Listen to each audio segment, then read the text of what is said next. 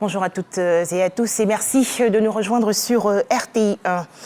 En Côte d'Ivoire, la remise officielle demain, mercredi 8 février 2023, du prix Félix Houphouët-Boigny UNESCO pour la recherche de la paix. La cérémonie officielle, on le sait, va se dérouler à Yamoussoukro, dans la région centre du pays. Le prix Félix Houphouët-Boigny, instauré en 1989, qui a toujours vu la présence et le dévouement de l'actuel président de la République, Alassane Ouattara, aux côtés de son père spirituel, le premier président Félix Houphouët-Boigny.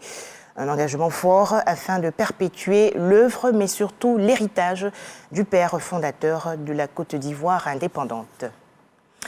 Toujours en Côte d'Ivoire, 5405 cas de violences basées sur le genre en 2020.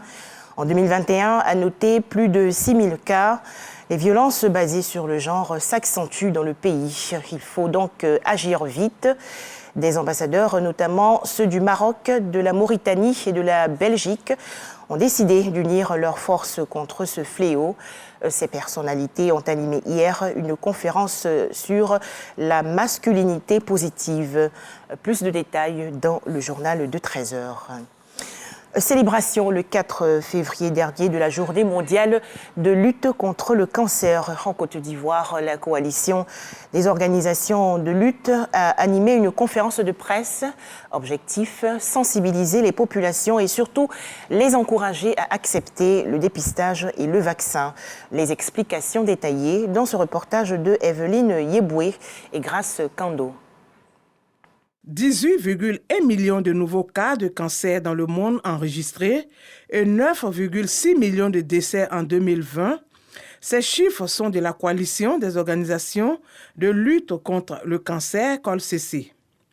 Pour freiner ce mal qui représente la seconde cause de mortalité dans le monde, la coalition des organisations de lutte contre le cancer veut mettre à contribution les médias afin de vulgariser la lutte. C'est tous les ans le 4 février que le monde entier se dresse pour travailler en sorte que le cancer ne soit plus un sujet de santé publique mondiale. Et ça demande un gros engagement. La Journée mondiale du cancer est célébrée le 4 février de chaque année. Cette année, des plaidoyers pour la prévention de la lutte contre le cancer sont soumis à toutes les parties prenantes en vue de renforcer la lutte. Nous plaidons pour une meilleure formation du personnel de santé en nombre et en qualité et l'extension de la procédure de dépistage dans tous les centres de santé et la multiplication d'un centre de cancérologie en Côte d'Ivoire. Les cancers les plus fréquents chez l'adulte sont les cancers du sein, du col de l'utérus et de la prostate. À cela s'ajoute le cancer du colorectal et le cancer du foie.